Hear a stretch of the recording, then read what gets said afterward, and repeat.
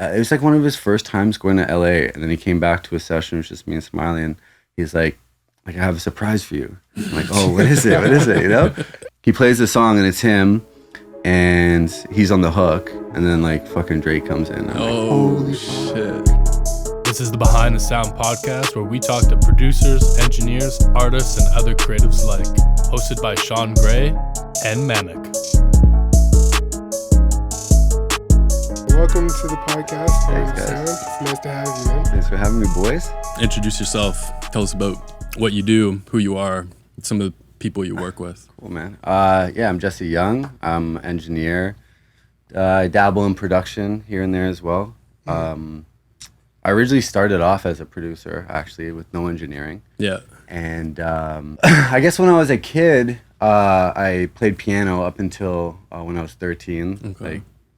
Like my parents made me, and then like the day I was allowed to quit was my 13th birthday, so I did. Obviously, like regret it now, you know. Like sometimes parents do know best. You know? But, what age did you start?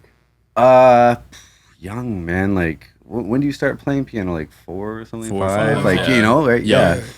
So my theory and stuff still very much there. Like you know, it's something you don't forget. But yeah, you know, just when you don't actually play the piano for like such a long time or anything, like you lose it. Yeah, you lose it, right? Yeah, you don't use it, you lose it. So I definitely lost it.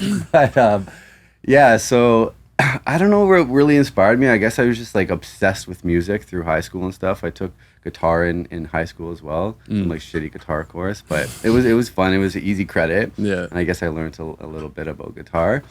And then I graduated, and one of my boys produced on Logic. And I think that you kind of get started, like what DAW you use. Like everyone has a homie who's like doing something in music, you know? Like, so you're like, hey, bro, like, can I come over? Like, can you show me some shit? So I feel like that's usually how people get started on, you know, Logic or Ableton or whatever it is, right? Yeah. So he was on Logic, and he showed me some shit. He was more into like EDM stuff, and I was like super like hip hop, you know? Like, like such a little gangster in high school, you know? And like we all have that phase, right? But like shaved head. Well, I have a shaved head now, but like for different reasons, you know? Like, but yeah, big diamond earrings, all that jazz. So and then I started making beats. They were super shit and so bad. I did it a lot. I produced a lot on what is it called, Machine, like Native Machine. That's what I started on too. So it's cool, you know. I only heard about that like as a myth type of thing. No, dude, it was sick, bro. Did you have the studio or did you have the other controller? Just the big one. Like I didn't know the big one with like the wheel. Oh, no wheel. No, I think that might have come later. I don't know. Okay, so it was so it's probably the first version of it. Yeah, I'm old. Yeah, it was the first. It was version 1.0. Like there's nothing It's fucking else. sick though. Yeah, it was sweet. So a lot of sampling, and then I didn't really have an artist to work with. So, and it wasn't like now where there's just so easy to find people to work with. I actually put out an ad on Craigslist, like producer looking for artists to work with, right? Like, don't kill me. Yeah, and then that's when I met my boy, his name was Greed. Yeah, so we started making beats or making songs. I guess we made a booth in the closet and shit. Yeah. And we were trying different places once we got some songs together to like mix and master, and we would mix at one place, master at another, and we're just not really happy with anything we're finding. And he had heard about like Sunny Diamonds, right? I had no idea who he was. And he's like, I heard about Sunny, he's like supposed to be the best, let's try him out. I'm like, all right, fuck. So we ended up going to Sunny's, and like he never like let people sit in on mixes, you know, kind of as we did when we worked together, and as I kind of do now. It's kind of annoying. Like people slow you down. They ask stupid questions. It depends. It depends on like context, but no, for sure. But your average artist, I guess, you know, like, and I feel like it kind of hinders my creative space a little bit. You know, like I want to make less mistakes in front of them type shit, you know? So like, or they don't like something, like the second they hear it, they're like, no, I don't like that. But it's like that's the process. Yeah, let me just like, hold on, I'll get there, you know, like give me 5, right? Yeah, exactly. So I bugged him until he let us sit in on the mixes. And then I'm like, oh, this is like this is like kind of cool. Engineering is kind of cool, you know, like, and then got along with Sonny really well. Um, and yeah, and then I think I just kept bugging Sonny like to give me a chance to like work for him, you know? And like, to be honest, like I was looking for something to tell my parents were like, I was making money, you know? Like, so I was just looking for an excuse. Yeah, something I could tell them where the money was coming from. So Sonny did give me a chance. And like, I didn't take it too seriously, you know? But I did learn a lot. Like, now I got the opportunity to meet other artists to work with. Yeah. And that was like friggin' long time ago, like 11 years or something ago, right? Oh, wow. Yeah. Yeah, So, you've like, been with him since like for a long time. Yeah. Damn. Yeah. So that was like in a strip mall at Brimley and Lawrence. Okay. And we had like a rub and tug like right beside us. So, yeah, you know, it would be like finish the project, go get a massage, you know? The full package. Yeah, full package. Yeah, exactly. And then there was like the studio in the basement, and someone like got killed at that studio downstairs. Oh, and then shit. it was like that spot kind of blew up, and like, yeah, it was a mess. Yeah. But yeah, so yeah, not taking it too seriously, and then he moved it from there to, where did he go to? I think to like Liberty. And we had like a little hiatus where I wasn't there too much. And he was just doing this thing. And yeah, and then, you know, like all good things, they come to an end. And like I got arrested for what I was doing. And then I'm like, it was like 2016-ish. Okay. Yeah. And then I'm like, fuck, I only know how to do two things, kind of. You know? Right. Like what I was doing, and I kind of know how to mix music, like a little bit. Like, It kind of like left you no option, right? Yeah. 'Cause it's not like you could go get a job where they're gonna go do a background check on you, right? Yeah. So no, exactly. So I'm like, okay, so yeah, it leaves me with one option. So now Sonny's at like Queen and River. So I hit up like my old clients and stuff too, and like start doing like just weekends, and then weekends turned into like weekends and Monday, and then started building on that. And then I guess it was good timing because Sonny was leaving for like the Summer 16 tour because he was doing with Roy. Yeah, he was doing all Roy stuff. So I'm like, holy fuck, like this is a big opportunity for me, you know? Yeah. Because like Yeah. a lot of people just want to work with Sonny because like he's so cool. Yeah. And like, you know, he's got a big name in the city. No one fucking cares about me, right? Yeah. Yeah. So, but now they have no option. Yeah, right? exactly. So now it's like, yeah, so artists will be like, fuck, you know, I'll give him a try, whatever, you know. Sonny trusts him, so I'll, you know, Yeah. might as well just try him out, see what he's about. So, yeah, I'd have artists that were very much like out of my league at the time, you know, like, and I'd go in way early before our sessions and just like open up Sonny sessions with them, kind of see what they liked and what I could learn from that. And, Nice. yeah. That's smart. Yeah, so I did that, and bro, like when he was gone, I was doing like probably like 60, 70-hour weeks, you know, like Just recording. Wow. yeah, just recording. Like, I don't think I was even like mixing and mastering at the time, you know. I didn't really Yeah. know how to do that much, but yeah, so then I just got good, you know, like Yeah. it was inevitable. Yeah, with, kind of, with that many hours, you're only gonna Yeah. get better, Yeah. right? Yeah, no, for sure. So it was crazy, but like I loved it, you know, like I don't know. It's like kind of like an outlet. Yeah. Yeah. And I mean, you're around music all day, you know, like it could be worse, right? Yeah. And then yeah, I guess things just kind of took off from there, and I think people also just now I like could care less about like posting on Instagram and shit, but like at the time also because it was like trying to build my brand, you know, I'd be posting like leaving at 7 a.m. and back in the chair at 1 p.m. Yeah. You know, and I think people kind of just like respected the hustle, you know. So yeah, things just started to really pick up for me then, and then yeah, I would start getting in the studio with like bigger artists, and I guess people would see that, and I think like a big part of being successful is like getting the stamp of approval from like larger artists. Yeah. Yeah. You know, Yeah. because like I always say, you know, to like my boys or like there's like people out there definitely fucking way better than me type shit, you know, but like they just haven't had the chance yet. Yeah. You know, but like once big artists start trusting you with their music, Yeah. everyone who follows them and when they see you on their Insta and shit like that, like they'll start trusting you with their music too, right? And be like, I want to sound like them, or make me sound like such and such. Yeah, you know. So I think that's like a comment.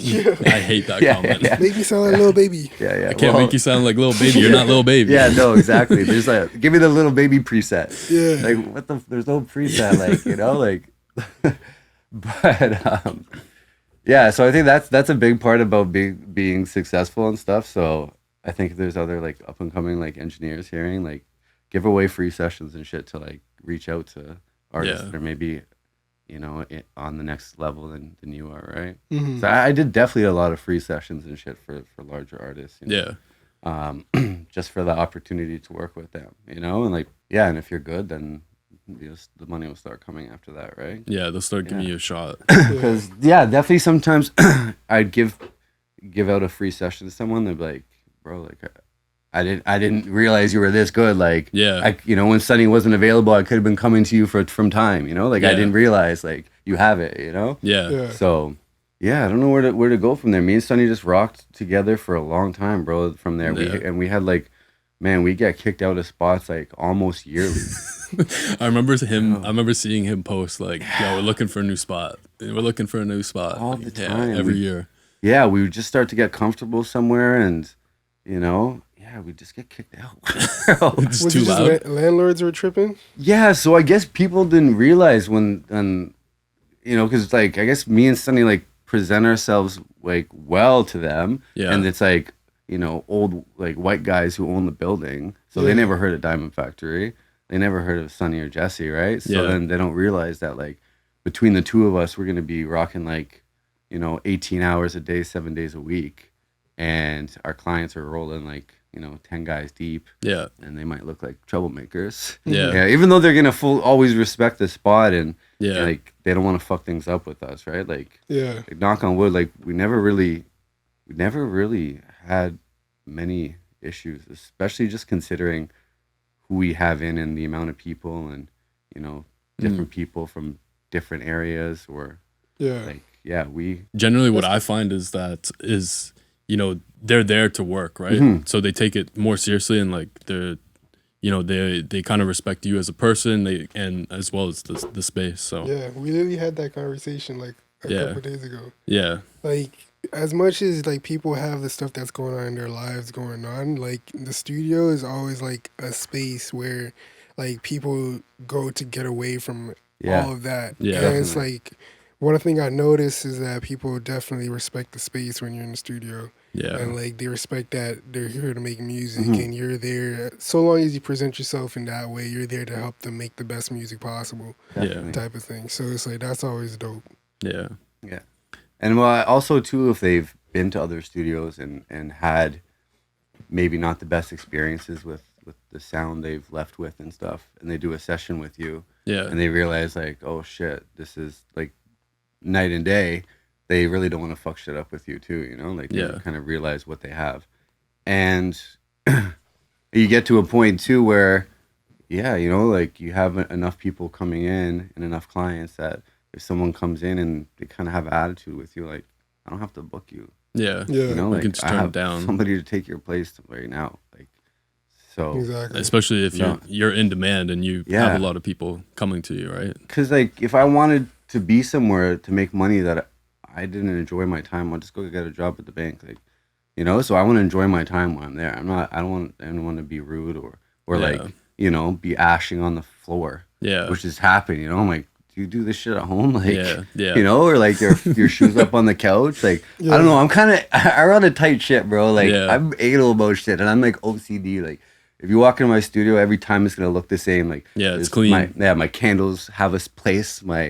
Everything has a place. Like my closet in there is like a mini Costco organized by like toilet paper, paper towel, and this, that. Bro. So like, and like, when you my place now is like, it was like a piece of shit, the room when I got it, right? Mm. So when you build it from that to like something really nice, like it holds a special place to you. Like 100%. Like my fucking it's home. Like your baby. You know, like like. So I've like just like out like months to build it, you know, like working my regular hours at like with Sunny and then going here No way. Working, for like And 3 months, like 7 days a week till it got done, right? damn. Yeah. So that's Secret Weapon Sound. Yeah, Across the street. So what? Why did you branch off from Sunny? So yeah, we worked together for so long, and I guess originally there was he's still working on it now, but he has a new spot that's like pretty big. Yeah. It's gonna be like a few rooms, and we were talking about transitioning from where we were Polson to there and stuff, and I think at first what sort of instigated it, I guess, would be like we were saying how like our clients, most of them, not by our decision, but it would be hard to have them at the new spot, just in the sense that if there's a few rooms going, like people are just going to be bumping into each other too much, right? Yeah. In some cases, we can't have that. Yeah, right. So, and as much as we can pay attention to kind of what's going on in the city, like you don't know what happened like last night at the club, like or whatever, right? Like there's only so much we know, like. But so we would usually leave like a buffer of like half an hour between sessions, like prior to that, which kept everybody like next guy's gone before the next group comes, but which it worked really well for us. And so I guess my clients, I see a lot of the same faces, like if I look at my Google calendars, which I live and die by, like color coded, all that OCD shit. Bro, like same I need shit. help on that. it's nuts, bro. Like it's oh my god, Bro, if I didn't have Google Cal, my life would be ruined. Yeah. Like, straight up. If that app fucking doesn't work one day, I'm done. I won't even know what to do tomorrow. Like I'm just staying in bed until it's fixed.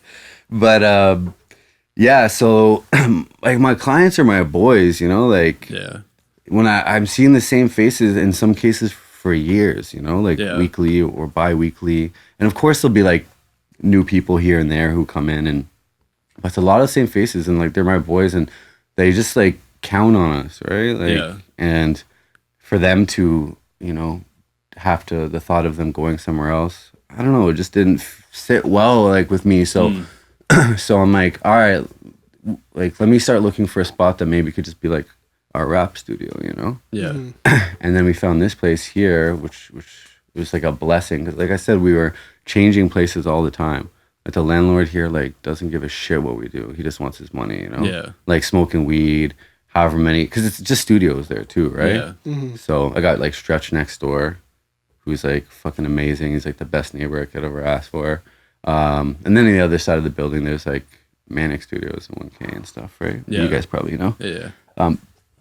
So I found this place. Then I don't know, I think me and Sunny just kind of like wasn't even so much of a discussion. I just feel like we were just feeling kind of the same way once I found this. I'm like, maybe this like could just be like my place, and like in a sense I had like built myself up to a point too where like he can just have interns working for him, right? Where like they're out of school, like hungry, or maybe not out of school, they're just hungry to work, right? Like, so me continuing with him, it's like I'm just like felt like I was taking money out of his pocket too, right? When he could be having someone work for free or like very little, right? So I don't know, I think we just felt like it was time. We were like maybe like having like different ideas about what's next too and stuff, and like we was like mad love for each other, like people always think like are you guys good? I'm like, like we're like fucking, it's my brother for life, but like just because we have our own studios now, it's fine. I think that's like a good thing to recognize too, is that like even with Mamek, like he's no longer like my intern or my assistant no more. He's he's his own entity, right? So he's his own person, his own business at this point, and he's no longer seen as my assistant. And I always want that for everyone that comes to work with me and that I work under, and it's I want to see growth in everybody. So like I think that's a good example of with you and Sunny, is like Sunny helped you grow, and you put in that work and that effort, and you built up your own brand, and now you're running. No, for sure. Like, bro, he did the most for me, and like obviously over years we like bump heads here and there, but like very little, to be honest. Like he taught me a lot in the sense, and I do the same thing with like my engineer now too. It's like, I'll show you the ropes, but like run your fucking business. It's like your business within my business. You know, like kind of run it how you want. You know, like like as hard as you want to work, is as much money you're gonna make, and as how successful as you're gonna run. So like, you know, like we just kind of did our thing our way, and we had a lot of similarities in the way we ran our business, and like, yeah, we worked extremely well together, which is why we lasted so long together. Nice. But yeah, it's mad love and fuck, like, yeah, I hope, you know, his new spot's gonna be fucking crazy, man. Like, it's gonna be awesome. So I'm really excited for him. Yeah. But yeah, and then in terms of like, when actually last, or like a year and a half ago, like while I was still at Diamond Factory, one of my little brothers, Zach, he was just finishing university, nothing to do with music, but he kind of like, I have 4 brothers and a sister, like pretty big family, but he kind of like always has like kind of followed in my footsteps a little bit, you know, like if I do something, he kind of wants to do it type shit, right? So he dabbled in production for like a few years and stuff, and which is cool. So yeah, it was like super Corona times, and he had to intern somewhere to graduate, like a lot of programs have. Yeah. And he couldn't really find a place because of COVID and shit. So I'm like, bro, just like see if they'll like let you come to the lab. Like, I'll be like the easiest boss ever, you know? Like just yeah, you know, like we'll just chill all day, like fuck it, right? Yeah. So they allowed it, and he came, and then yeah, so I mean, obviously he's not gonna sit there eyes closed the whole time. So I'm like, fuck, they might as well just teach you, like you're here, might as well keep you busy. Yeah. And I just taught him the ways and shit, and then yeah, in that time it was kind of when I was like deciding to transition to do my own thing, and yeah, so he ended up coming with me and helping me like so fucking much to set up the new place. Like I don't know how I would have done it on my own, but yeah, and like who better to teach your sauce to than like your family, you know? Yeah. Because you got to be careful with that shit, right? Like, who you're gonna teach your sauce to? They might just go run off like next week. Yeah, exactly. Right. Yeah. So keep it in the fam for sure. That's smart. Yeah. So yeah, then he's been engineering with me since I opened, and like he's like fucking killing it, man. Like, that's good. Yeah, he's doing really good. Yeah. What are kind of some of the things that, even though he's family, what were some of the things that you look for in an assistant, in an intern to, you know, keep them around? So yeah, we talked about before, like Opie, right? He's interning with me, right? Yeah. Super dope fucking kid. Yeah. Amazing. So I guess, so how I met Opie is actually pretty fucking funny. So we're at like Beat Cave camp, which you know, right? Yeah. And like Amber J is like one of my best friends and shit, she's like part owner with Jerome, and it's fucking amazing, you know, program and stuff that they have. So shout out Beat Cave. Yeah, shout out Beat Cave for real. Yeah, they're sick, bro. Like what they're doing is nuts. Like nobody else is doing that type of shit in the city. So much I love effort, it. And bro, they work so hard. It's I don't understand it, man. And because they have their own, like, you know, like Amber has her own music career, Beat Cave. And she was still working. Yeah, and still working, right? Like, holy fuck, man. Like, yeah, they don't sleep, I don't think. Fucking nocturnal. Yeah. But, so we're at Beat Cave Camp, which there's actually one coming up, I think, September 16th. Like, it's so much fun, bro. It's like my best weekend this summer last year. Amazing.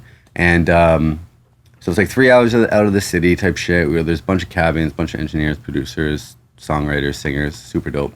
And I went up there with like maybe like 6 of my boys, like the Boulevard guys. I don't know if you guys know the Boulevard guys. They have a studio at like Ward in Eglinton, Studio 6, and a couple of my other guys.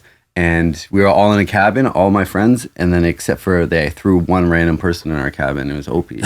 Right? Yeah. Opie's like the nicest guy. Yo, for sure. And like, honestly, I fucking hate new people. Like, I don't know, bro. Like, I like love my people with like all my heart, but like, I don't normally like new people too much. I don't know. It's not a good way to live, but that's just how I am. But yeah, bro, he was like, we were getting like so turned up there, you know? But he'd like wake us up for like, make sure we didn't miss breakfast and shit like that. Just like, yeah. What a nice guy. Yeah, for sure. And yeah, and then when I got this spot, I started doing like Friday night cook-ups. So he'd come every Friday from Guelph. No way. Yeah. Like, Wow. yeah, he'd be like the first man there, like last one to leave. Yeah, killing it. And just like, his beats are like pretty good before that, but like the shit that I seen him cook up here, I don't know. It's just like he leveled up like nuts. Yeah. Even from like camp to here was like, yeah, this guy, another non-sleeper. Like this guy goes hard as fuck. Would you think it was because he was like in the room with artists? Or? Yeah, it could be like, yeah, the cook-ups were like, I was bringing like the most talented people I knew. Like mostly producers, couple like songwriters and singers too, but like I was more like cooking up beats type shit. So I think when you're in the room with like amazing people, you have no option but to be amazing. You know, like you have to. You know, like a little friendly competition, right? Yeah. It's like because I would always bring up too, and like these most of them are too young to know like Rough Riders. Well, they know them, but they don't know much about them, you know. But how they used to call it like the dog pound, and right, and they just like everyone in Rough Riders would like be put in the studio, and they're like, yeah, friendly competition. Who's gonna do like the sickest verse on this, right? Yeah. So kind of brought that same, I guess, feeling to like my cook-up nights, you know, like but with production. Yeah, with production, right? And yeah, man, and now like me and Zach are fucking busy as hell, and I need a third man to keep things going. And yeah, Opie's just been consistent, super talented, and just like the right attitude to like learn. I guess back to your question, it's just like just like very willing to like learn and just take advice and not take it like the wrong way and stuff too, you know? Because even at the Beat Cave camp, like they asked me to like talk, because they do like a talk for just like not a speech, just a little talk for whoever wants to listen, kind of about me, similar to like today. And I think the hardest part about in Toronto is that there's like so much competition, right? There's so many producers, so many rappers or singers, artists, whatever, and so many engineers. So like I think what like I do well and like Sonny does well too is just like the way we like conduct ourselves in the sessions and the way we like run the business is kind of what makes us successful. So just someone who's just like Opie has like the talent and like and then just being like very like hardworking too, obviously, is what anyone looks for, you know. And like just even sometimes being hanging around other studios and stuff, people like the session will be like booked till like 2 a.m. let's say, and then like they don't have anyone after, but they're like, oh, it's 2 a.m. but like the artist is like mid song, and like, well, like I'm ready to go home. I'm like, bro, this is like, that's not this lifestyle. Like, it might be booked till 2, but be ready to go till 5 if you have to. Like that's exactly. This life. So or else do something else. Back to the bank. You gotta be flexible. You know, like man, like like the other night, Opie's comes over to my spot like Fridays and Saturdays. The other night we're like finishing at 11 and we're like cleaning up, and like Young Smoke and Hood Baby Peppa hit me up and they're like, yo, we want a sesh. I'm like, well, I guess it's gonna be a late one. Like I was excited. Like we're sitting on the couch talking. I'm excited to be finished at like 11 on a Friday. And then I'm like, fuck, it's gonna be a late night. I guess it's gonna be a late one again. Like here we go. That happened last year with me when we had it was a big OVO session. And fucking Quavo was in town. Dope. So Quavo came in. They all like, so we wrapped up the session. It was like 4 a.m. already at this point. And then my boy calls me. He's like, yo, Quavo's coming. And I'm like, fuck, it's 4 a.m., bro. Like, we were just finished cleaning up. Same thing. Just finished cleaning up. Quavo walks in. We go till 7 a.m. Bro, we were up since we started the session at 9 till 7. That's wild. All night. I try not to do late ones as much, you know, like I'm 35, man. Like, you know, I put in my 60, 70 hours a week, like I told you. So like, the craziest shit that I ever did was like, would be in the studio with like Murda Beats and the Prime Boys. Like sometimes we'd be there for like a couple days. Damn. Oh, wow. Like I'm not leaving, like I'm just sleeping on the couch and they're waking me up like as they need me, and then I'm back to sleep and then waking me up, and like we left and like fucking I remember like having to drive fucking Murda to the pound because his car had just been out front for 2 days. It got towed. Shit. Wow. Yeah, bro, like that's how long we were there for. So that was wild. But yeah, I try not to now. Like I'll let like, you know, Opie eventually, and then my little bro, he's 20, he's 23, I'll let them go late. Like, but obviously there's sometimes that call for it, like the Quavos or the bigger artists. Yeah, that, like, where it's like every once in a while. Yeah, you gotta cool do. With it. Yeah, I'm cool with it. Like we did. Who else did we do recently? Tyler. It was Tyler Yahweh. Yeah, Tyler Yahweh. Yeah, it's amazing. We did that till like what 4? They That was came, fucking They came late, back bro. at 4. Oh yeah, they left and then they went to the club and then they came back at 4 a.m. know What, like go Daisy link or Mr. Wolf or I something? don't care. I don't Yeah, know yeah. where They they went to went. go link up with Tori.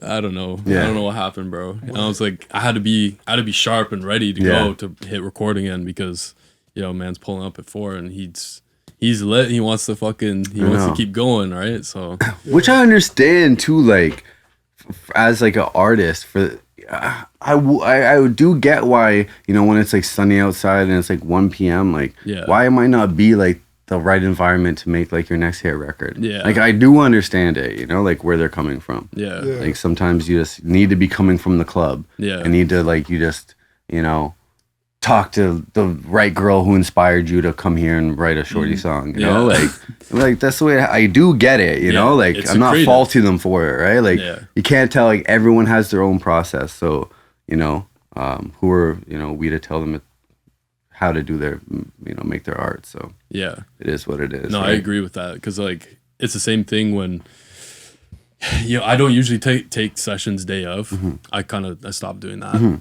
Now I have Mamek they can hit up Mamek if they want to do that, or I have my own. I'm mixing. I'm mostly mixing now, so I want to focus on that. So I'm not taking clients same day. Like I try to book it out. Like bro, my calendar's full for like mostly the week. So like to get in a session, but I still understand. I'll still get a call from somebody and be like, yo, like I need a session tonight or like tomorrow. Can we get in? I'm like, fuck, and I hate saying no. I honestly hate saying no because it's not fun because I know that they're in that creative space and like they want to make something. So like you mentioned you started playing like piano. Yeah. When you were like growing up and like obviously your parents put you in piano, so like they wanted you to have like a musical background of some sort. Were they like very involved in music as well? Not so much. Like my mom did play guitar for a long time and now she's kind of stopped, but she did play a lot of guitar when I was younger. And then I think it was more so like my Gigi, it was my grandpa. He was like huge, like into playing the saxophone. So she was like super close with her dad. And I think that kind of might have been part of putting me in music and stuff too. And I played saxophone in middle school. I think we all had to play an instrument. Yeah. We were forced to. But yeah, I was in like my school band and shit like that. Like we play at malls for Christmas and weird shit like that. But yeah, it was fun for the time. But yeah. So like with that being like part of like your history, kind of like growing up, did you always know like growing up like I want to do like engineering, or were you like the kid that was like I want to be an astronaut or like a doctor or like? Bro, I always said I wanted to be a cowboy. Like, yeah, maybe because like Jesse James, like I don't know if there's some correlation there, but like that's what I would always tell my I would say cowboy. Then later on in life was firefighter, which I actually did when I was 27 go back to school for firefighting and fucking loved it.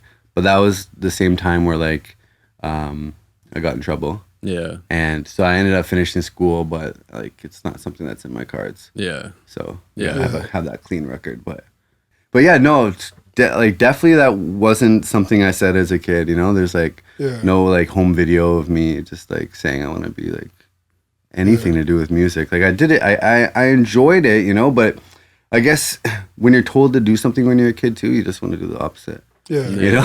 like especially like I was such a shithead, so. I don't know, just late teens it just kicked in that I just kind of wanted to start making beats. Again, I was just like overly obsessed with fucking music, and it started with hip-hop, but I didn't mention this earlier too, but I went to the very first Digital Dreams with my boy who taught me about production, who did EDM. Shit. Wait, what is that? What is it's a fucking rave at Ontario place, so like PG rave type of shit, not a dark like 7 a.m. like deep house, right? But you know, like it's pretty mainstream, right? Even if you don't listen to EDM, you can go there and have like the best fucking time. Yeah. It still happens today. I don't know. I don't think so, man. I think they stopped like 2016 or something. I don't know. I think it might have gone longer than that, to be honest. Yeah? Yeah. Maybe COVID. You could be right, actually. Yeah. Because I had a friend who was like obsessed with going to all these raves and shit, but I can't. I wasn't into that scene, so yeah. But yeah, anyway. But yeah, so I went. Like he got like the VIP tickets from his work as like a thank you or some shit, you know. So we went and had a great time, and like yeah, to be honest, like that was the first time I did Molly. yeah. So and then. I was like, wait, how old were you? How old were you at this time? Fuck, I was a late bloomer. Actually, sorry, I did Molly one time before and hated it. So I didn't touch it, look at it, anything for like years. Shit. And then I was just like so lit. I'm like fine. Yeah, everybody else is doing Molly, you know? Yeah. So I couldn't say no. Like peer pressure got me, bro. So I was probably like, I don't know, 24, I'd say, maybe. Shit. You know? Okay, so a little bit later. Yeah, late in life. Like, so he did it. Like, had the best time, bro. The music was like going through my soul. Like I felt it. And then I'm like, fuck rap. I'm making house music. Yeah, this shit makes everyone so happy. Nobody's dying here. You know, people are hugging, like throwing hearts up.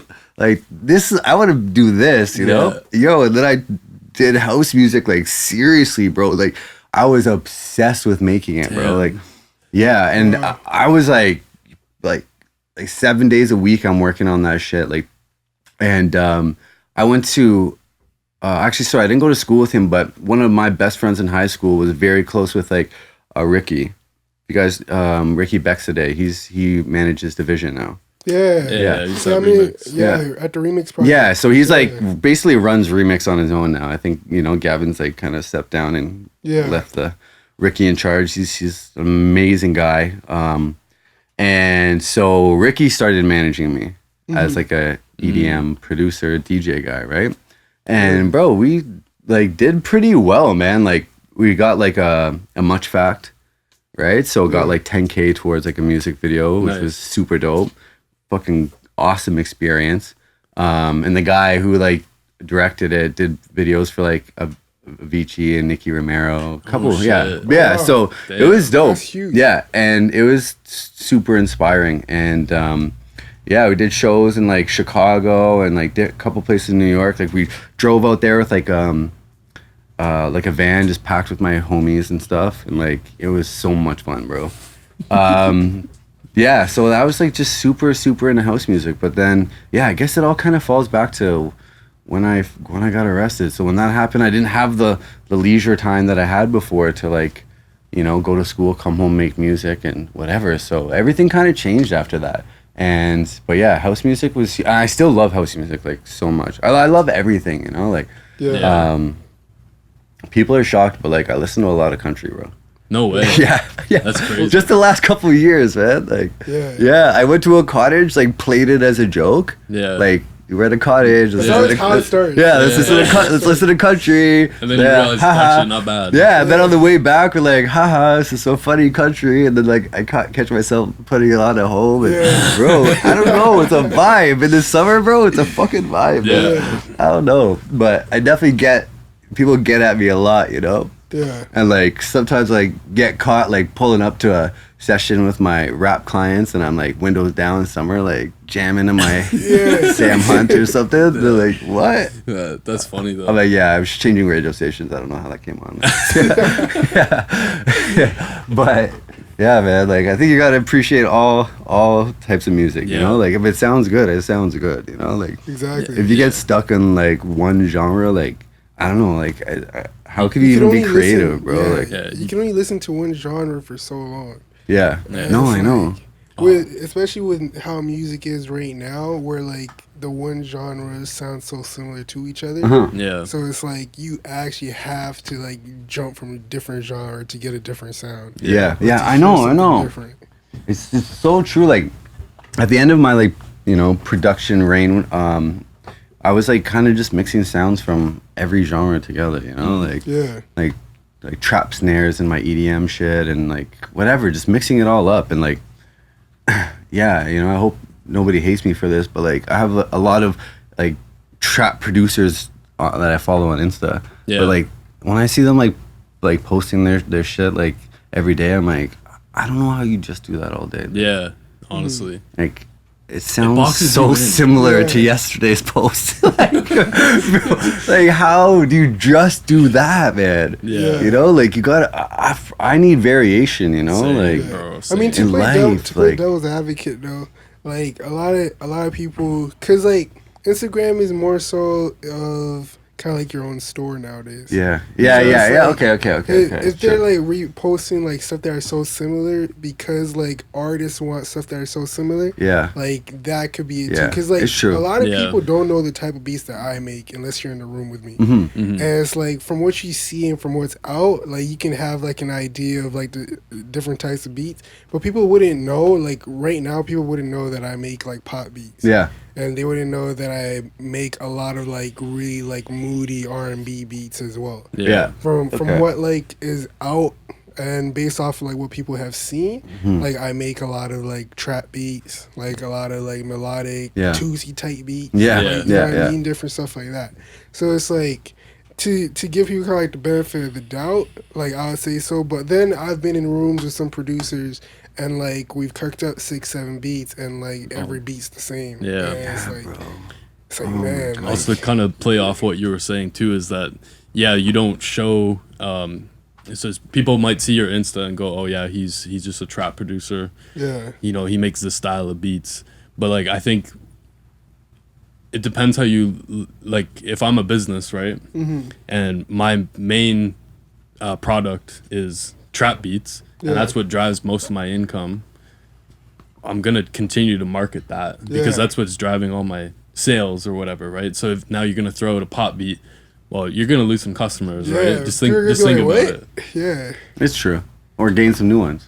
Yeah, That is but true. that's Yeah. true. Yeah, it And at depends. that point, you just have to like play the game of like risk and reward. Yeah. Yeah. Everything. And Yeah. it's like I feel like once you get to a certain point where what's been working is working so well, Mm-hmm. is at that point that you kind of start to see producers start to like, oh, let me toss this. Branch out, Yeah. right? Yeah. Yeah. Let me show them I could do a little bit of R&B. Let me Yeah. show them I could do a little bit of house music. It's like right?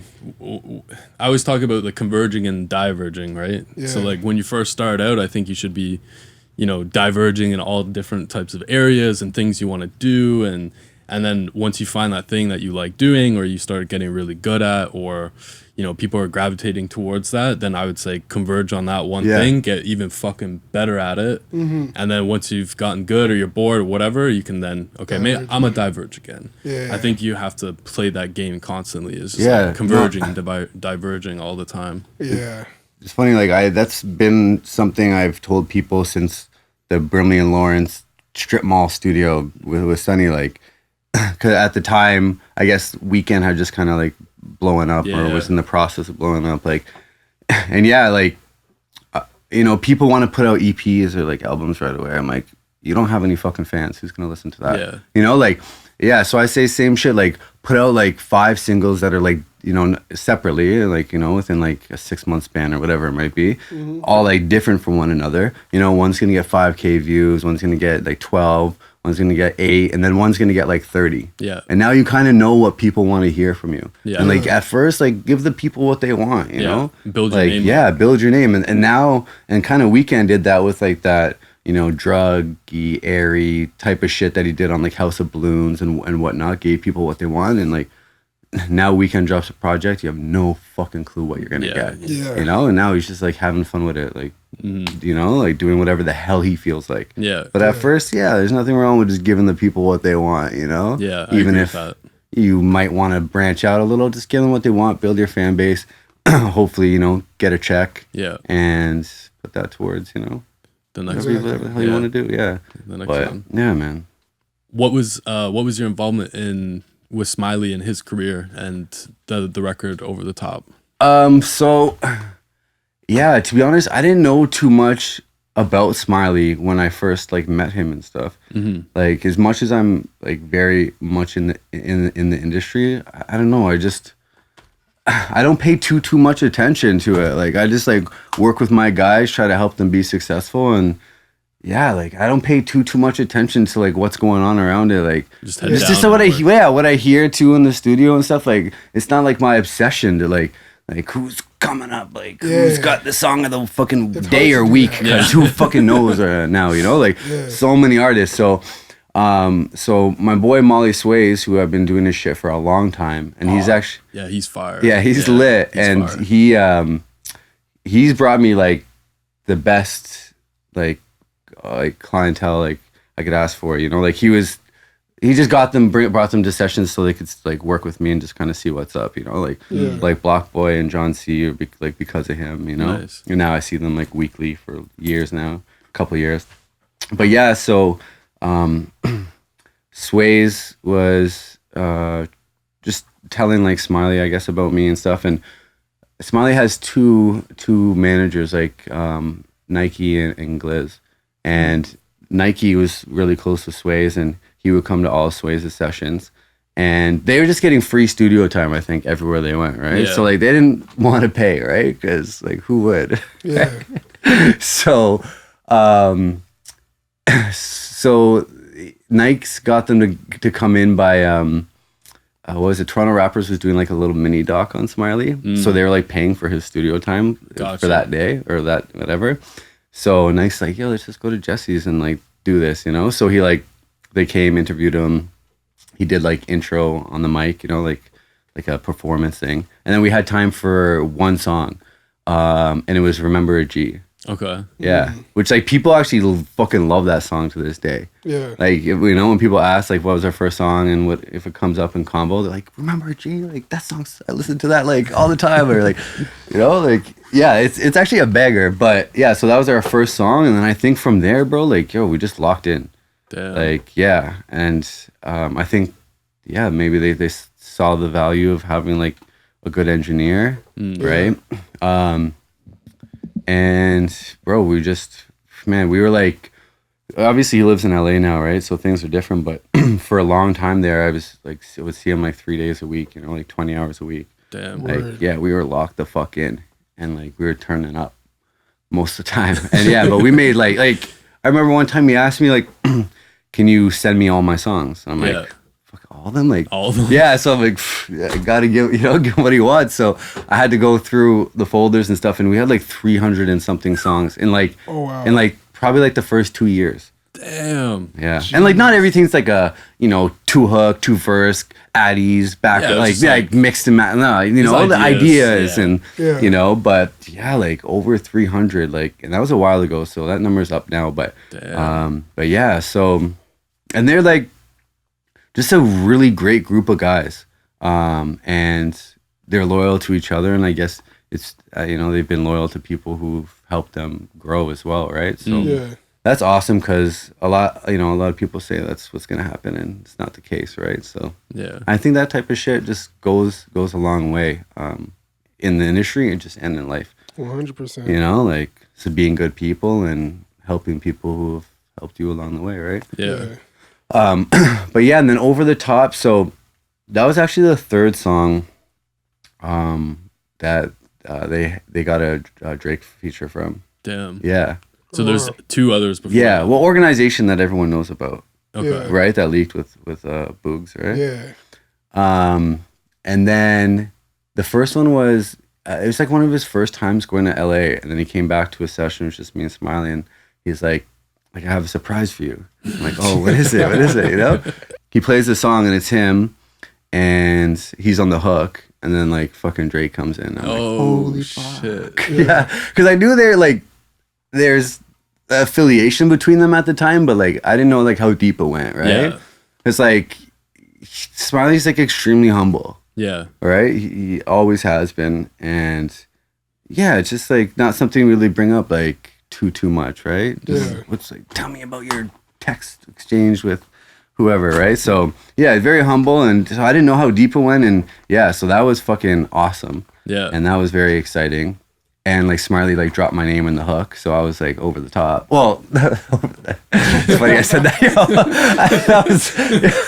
That was hilarious. Yeah. So I thought this was the coolest thing ever. Fuck, didn't come out that way, you know. But it is what it is. But then over the top was No, actually, I think it was the other way around. I think this one Drake sent the verse. Oh, okay. And like, we ended up having so many fucking versions of it, bro. No way. Yeah, you know? Because they were trying to perfect it, right? Yeah. You know, and like... That's what happens, bro. Obviously, like, you overthink shit too, right? Yeah. Like, with it's hard. File from Drake, I would overthink it too. Yeah, for sure. Like, so we had quite a few versions, and then I had no fucking clue what version of what was gonna end up on it, or if it even come out, because there's already a couple that didn't come out. The one got leaked, but it kind of doesn't count. No. But and then just one day I saw them post like over the top this day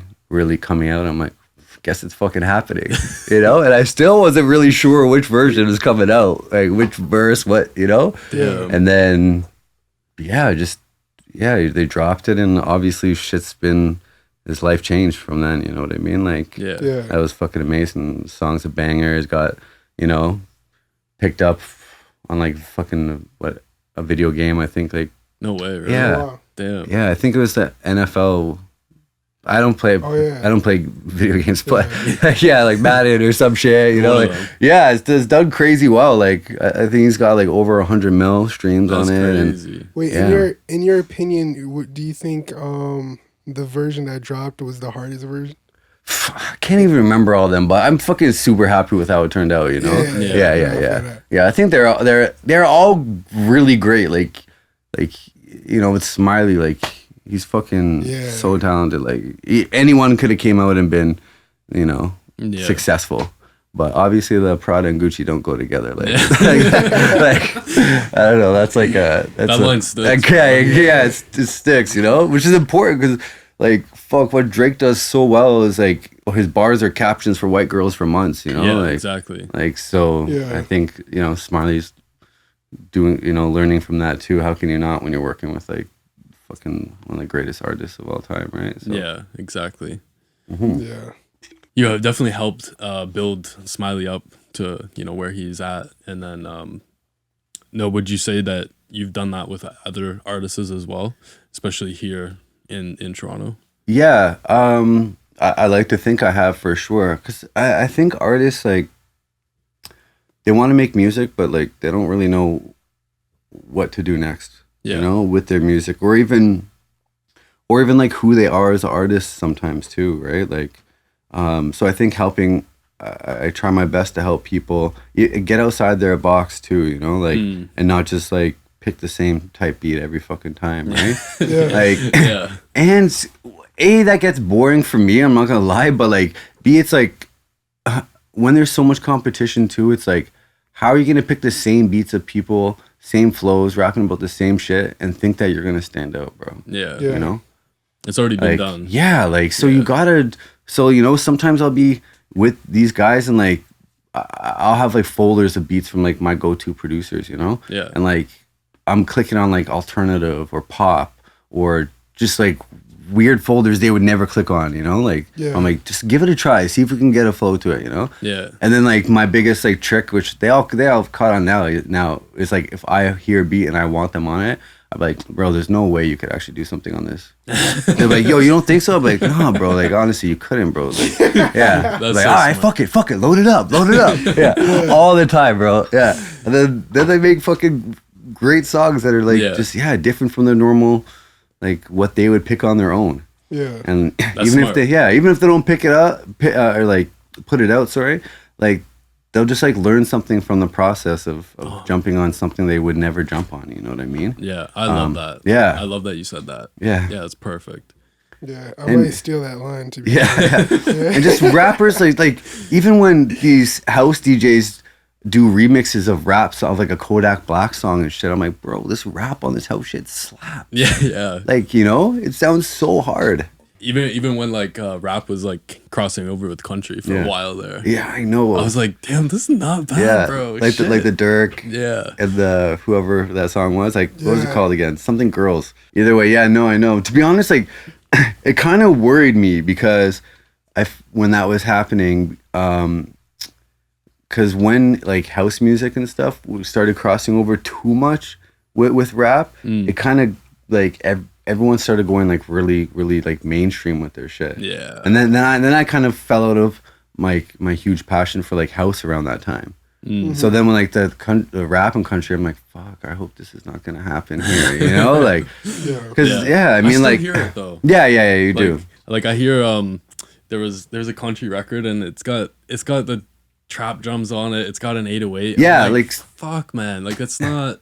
Sam Hunt does that all the time, and he's huge, and he was the first one to get me into like country. But yeah, he does that like the trap stuff, like the 808s, and like even the like hey, you know, like the right, like all the which is kind of smart because like you get guys like me or whoever they're used to the 808s. They just hear something familiar, so they don't even realize what's catching them, right? And then meanwhile, it's a country song. Yeah, it's a country song, but like they got tricked.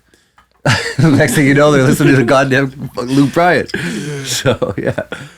But and then in terms of building up artists, I think a lot of artists are used to also just being in the studio, and engineers are like yes men too. Yeah. Mm-hmm. You know? Oh dude, that's annoying. That's something I like push on, like, you know, even like Opie's such a nice guy, right? I'm like, it's okay to tell them that the take is shit. Yeah. You know, like, and once you get an artist to a point where every take they have, they're looking on the mic at what you want, you know, like, and they might say they like it, I'll be like, again, you know, like, you guys are locked in. Yeah. You know what I mean? Like, they're used to yes men, but like, will respect you and want to work with you, like, if you're fucking honest, man. Like, exactly. Yeah. And I think, that's people fuck up with that a lot, like other engineers and stuff too, like, because I get that a lot, like, you got to take your time though to be able to, like, the artist has to get the trust from you first before you can say,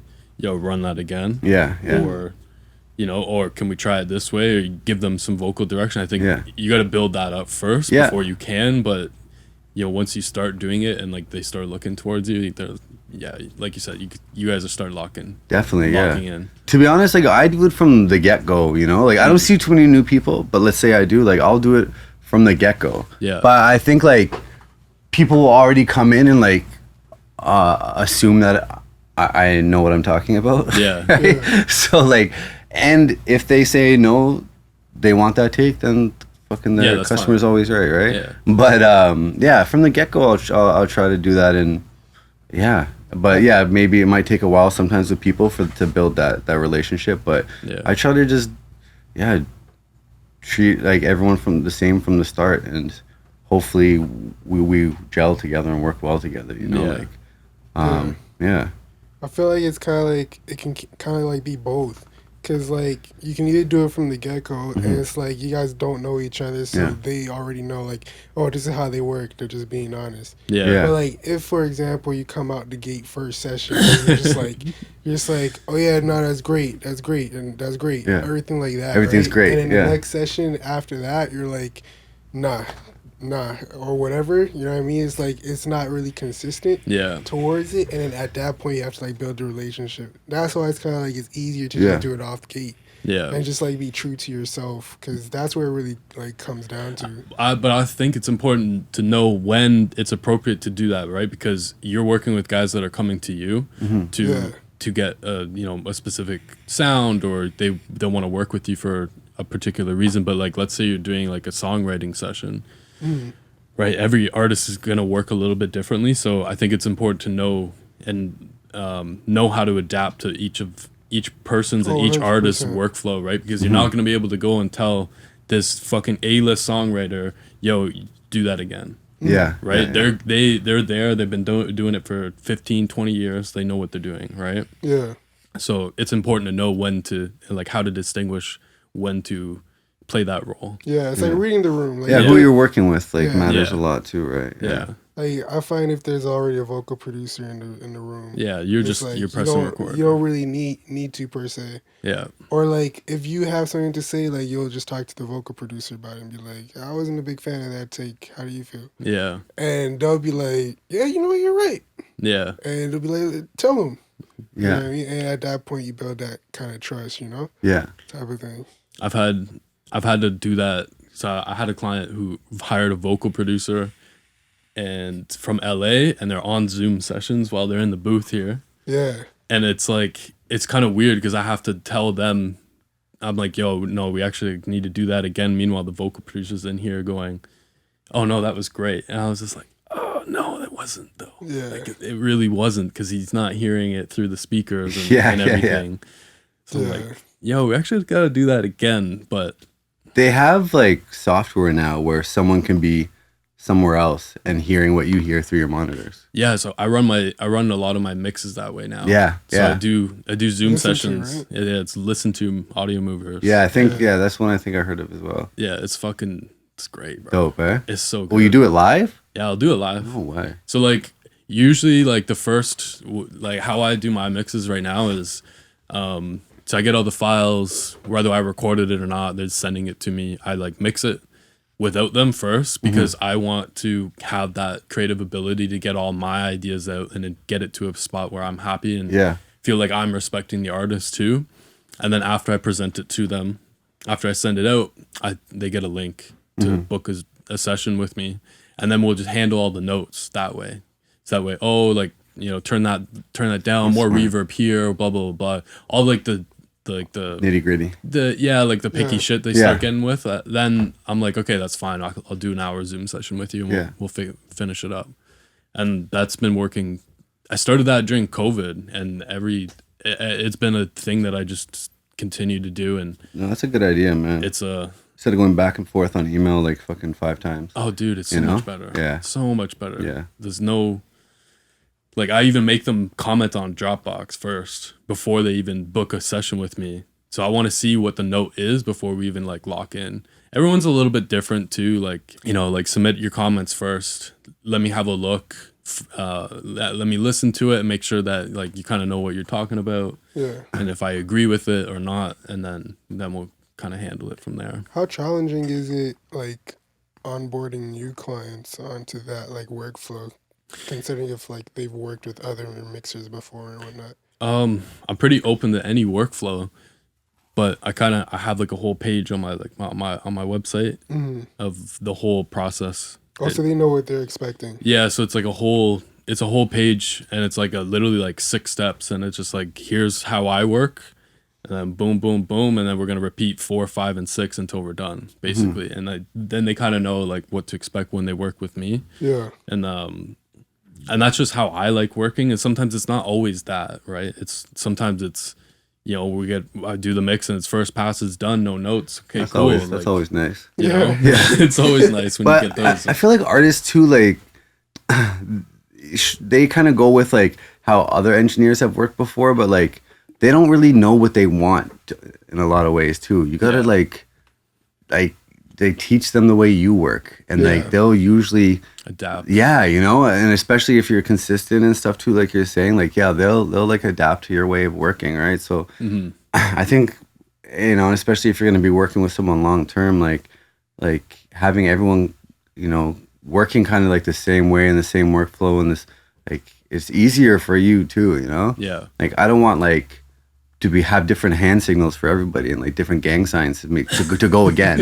I want this is go again no matter who I'm with, right? Like or like listen, you know, like I don't want to talk back every time. Like just listen, go again, you know, like or like I have, and I think this is, people fucking love this, and I don't see it too much in other places, but I have a monitor in my booth, like a computer monitor screen, right? And I actually have a monitor there if they want to listen, take their headphones off and just listen for a sec. It's kind of cool. But so they can see my arrangement window.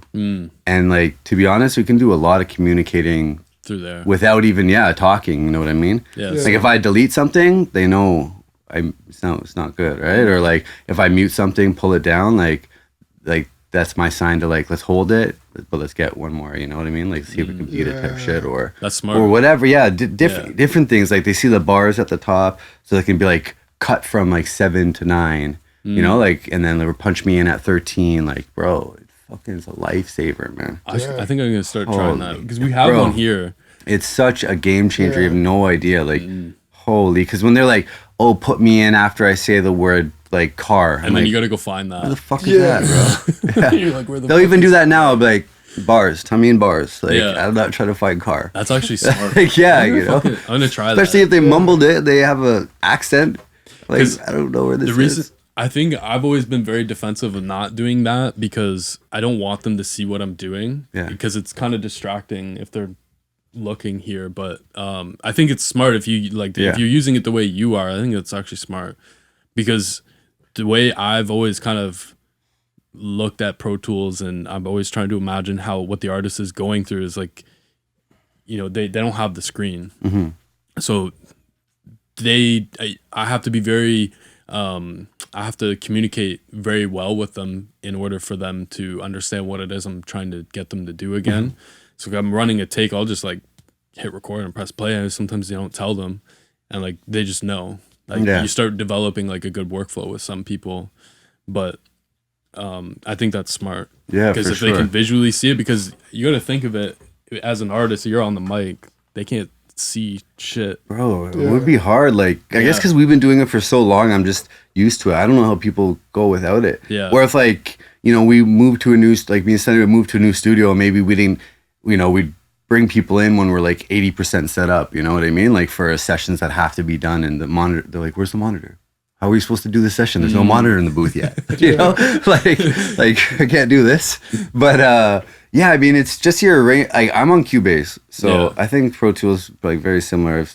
They all are generally, but more or less. Like they just see the arrangement window. So like all my, you know, fancy stuff's going on the other side with my mixer. And I just like have all my plugins open up on that window, so I can be working away, and it's nice and simple over here. But it's got some stuff going on over here. We don't have that here. Yeah, but yeah, you know, if they see that it's not recording, they already know it means we're just listening back. If they see we're recording, they know it means time to rap or sing or whatever. So yeah, try it out. Yeah, that's actually try it out for a few weeks, see what happens. Yeah, it's a different workflow. I don't know if I see how it would be so efficient though. People can turn it off if they want. If they're like just throwing me off, you know. Yeah, that's true.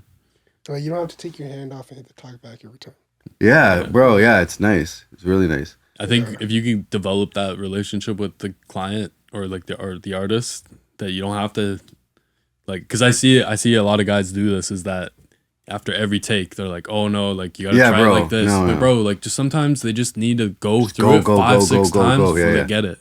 Yeah, you just have to go like you're saying. You don't have to fucking say exactly. Yeah, no, that's huge too, for sure. Like, because that's gonna fuck them up and get them in their head. Or sometimes their dogs are around too, and they're like, every take they want to say like, do this better. I'm like, yo, he's getting there. Like, chill, you know. Yeah. Like, let him get there. You're getting in his head.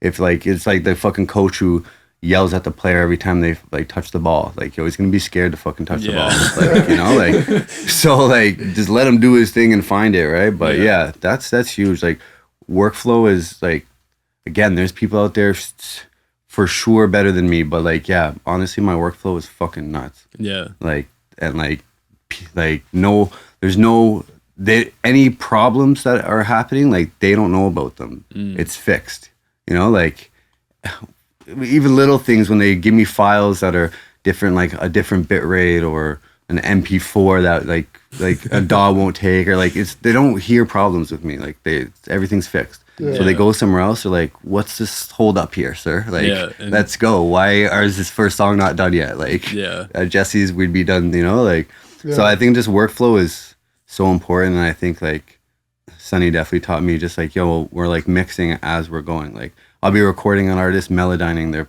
like last take, you know? And then we hear it back that it's melodined, and or I'll like be time warping their vocals and we're recording and something else, like, you know, and I'm having a conversation.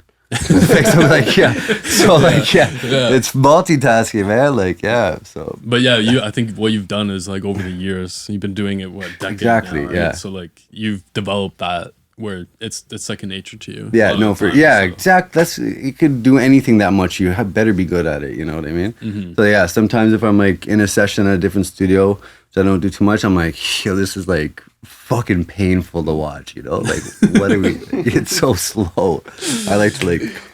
Yeah. Bro, oh my God, man. It's actually crazy because we keep just between like my friends and like some people, like I get sessions coming in from like from Atlanta or LA or something that I have to mix, and it's just like, bro, what the fuck is this? I can just tell it was a nightmare. Yeah. Like it's just a nightmare. You look at the session, you're like, fuck this. But then like what I hear back to is from, you know, these people is that, you know, these people they don't know how to record. Yeah. Like a lot of they're not to say every engineer, but a lot of like especially the new guys, they're very slow. Yeah. They don't know how to operate Pro Tools. A lot of the time it's Pro Tools, and they're slow. They don't understand how to get into a good rhythm and shit. Mm-hmm. And I think that hinders the work, the creativity, and yeah, it's frustrating because I was in that position too at one point, and you know, it took a while before I was like, okay, fuck, like I feel comfortable and you know, I'm ready to go. But it's super frustrating when you're like, bro, I could already tell that this session was a nightmare. Yeah, just definitely. by looking at the session. Yeah. I think sometimes people try to do like too much too, you know, like, bro, I just keep shit simple, man. Like, you know, even like when I'm showing, like, Opie's been interning, is like I never thought to do something like that way. It would take me like 3 plugins to get there. When I just like automated something, it took me 2 seconds. Yeah. You know, like, I don't know. I'm not a genius at all. Like, I'm just logical. Yeah. Like, what's going to be my easiest way to get the result I want? And that's how I do it, you know? Like, and yeah, sometimes these guys are just doing too much, man. And point A, like, get to point A. Yeah, point just B. keep it simple. Yeah. Like, how am I going to get there the fastest? Yeah. That's what I'm going to do. Yeah. It's like, I think it's one thing I'm starting to learn too is people always ask me about fucking vocal chain. And I'm like, bro, you should see my vocal recording chain. It's fucking 3 plugins, maybe 4 sometimes. Yeah. Like it's max. Like it's EQ, compression. Like, bro, like it's just keep it simple. Like you don't need to go haywire with this shit with all these chains. And I'm like, bro, what the fuck is this? I had a client, like, you know, sometimes clients want to like do a little home setups, you know? Yeah. Right? Like that happens. And it usually doesn't last long, you know? Because like we make it look easy. They think it's going to be easy. Yeah. Right? So I'm always happy to help them set up their computers and shit like that. And this is like last week, and he brings in his Mac, and I set up kind of like he's using Logic. I set up like a template similar to mine, just the way I record, like set up like where my monitoring channel, and just like little things like that to make it easy. You just record, drag down, record, drag down, record, drag down. Yeah. And then on the vocal chain, like, I had like a EQ, a de-esser, and then Maserati. Just as simple for him, you know? Yeah. And then he's like fucking sending me all these messages because like I guess he went on YouTube and started watching all these like intense engineers, you know? He's like, bro, this isn't going to get me the sound I want. Like, it's not going to get... I'm like, bro, like, he's not trying to do a final mix. Like, he's going to send it to me, you know? Yeah. I'm like, this is more than what you need. Like, don't follow these, like, these 60-year-old white guys, like, in $1 million studios. Like, yeah, bro. You know? Like, but, yeah, you don't need that much, man. Simple. Yeah. Like, I've had compliments from, like, some... It was a big session, and they said, yo, it sounds really good. And this guy, Mamek, looks at my template, and he's like, there's only 3 plugins on there. Yeah. I'm like, yeah, that's all you need, bro. Mm-hmm. If you know how to use them the correct way. Yeah. You know what I mean? It's like, because like I'm fine with myself, like obviously your chain has gotten like significantly smaller like over time. Yeah. And it's like from when I started, I was like, oh, something doesn't sound how I wanted it to sound. Let me add to it. Yeah. Add to it. Yeah. Just keep adding. Like I would literally make like more like channels so that I can have more spots to put more plugins. Yeah. And like now I'm like closer to the point where like I'm starting to understand what's actually going on. Yeah. With like different plugins and different like changes that I'm making. And now it's like more so about like, oh, it sounded like this because I added 4 different things. type of thing. Yeah, no, for It's sure. like- Yeah. If you just like take all the plugins off and listen to how the recording is actually sounding on the way in, yeah, might need to go in and adjust the mic a little bit or something, you know? yeah. I think people always overlook that thing too. Definitely. Because like I've definitely like recorded some guys where, you know, the mic was not in the right position. Yeah. And you're like, why the fuck does it sound? They're looking at you like, bro, are you stupid? Like, you know what Well, you're especially doing? when it's upside down too. Yeah. But I have mine upside down too, which obviously like looks way cooler. And No, it's do you know what the reason why we put it upside down? the tubes. No, because because if you have it this way and you have like the stand in front of them, they can't see the stand as clearly. True. So if you put the mic upside down, it's a lot. Do people use the stand? Yeah, because we do a lot of like voiceover stuff here Okay, too. cool. And then some people will like lyrics on an iPad or something. Yeah, so got it. that's why we do it. True. Yeah. I just do it because it looks cool.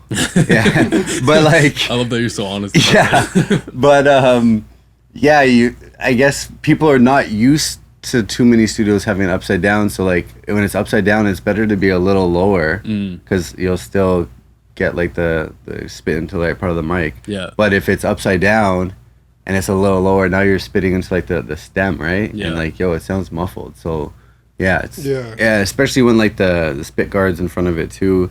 The spit guard might be a little bit higher than the actual mic. They can't see it, but I can because I'm behind it, right? But Yeah. bro, it actually makes like, if you have the perfect position, it's fucking huge, man. Yeah. Like big time. It I matters. like, Yeah. when you get that perfect, like I'll go in and adjust for my guys who I've been recording with for years just to make sure, 'cause, like it makes a huge difference, Yeah. bro. Like, I do it all the time, no matter who it is. yeah, I always go in like, Bro, it takes 2 seconds. it's gonna Go make in. your job easier at the end because the Yeah. vocals are gonna be more clear. Like, Exactly. it's, less post work for you to do. So I always see artists trying to adjust it, and Yeah. I'm like, hold on, Yeah. like, hold on a second. Let me jump in there. I know, It's so and funny. they'll fuck it up. They just move it without even loosening shit. I'm like, no. Yeah, Yo, bro, it's a $3,000 mic, bro. Yeah, no, I Relax. know. Or they'll just grab the microphone, like try to move it around. I'm like, no, please, don't. Or the headphones over top of the Yeah, mic. yeah, You're like, yeah. Fuck, man. Don't Well, do especially when the mic's not muted or something. Now it's like, fucking, that. Yeah. you know. Yeah. Well, fuck, man. This has been good. Yeah, it's been awesome, man. It's so good to meet you guys, man. It's been fun. I was nervous. Oh, likewise, Yeah. bro. Well, I'm always nervous Yeah. every time. What are you guys nervous about though? I don't know. Like, I just like, even like when a camera goes on me at the studio, I'm like, okay, now what do I do with my hands? You know, like. I always like, forget though after a while. Yeah, no, for sure, definitely. But I don't know, man. No, I Yeah. get that. Yeah. I know. That's- I'm the same way. That's why I'm behind the scenes guy, you know, like, Oh, so- for a reason. That's why we're behind the sound. Behind the Yeah, sound. yeah. We're trying to highlight the people that are No, that's dope, man. behind the scenes and Love like that. kind of share a message and continue like this. You know, I like a culture where it's cultivating growth. Yeah. And you know, I want to continue to be a part of that, whatever way I can. I got a little bit of extra time on my hands, so Nice. I'm gonna spend it trying to push this podcast and get it in front of people's faces and Well- highlight guys like you and share your story and share your knowledge with like the guys up and coming, because I don't feel like a lot of that knowledge isn't being passed down Yeah, I know. as much, and it's unfortunate, and so I'm here to try and help bring that. And that's why we got the workshop coming, and it's gonna be fun. Yeah, no, I mean, like, a lot of people try to, like, keep shit secret, but, like, there's enough fucking, like, clients for everyone to work on music and make a living off it, so, Yeah, I'm happy to fucking share anything I can to yeah, help these young guys coming up and doing their thing. yeah.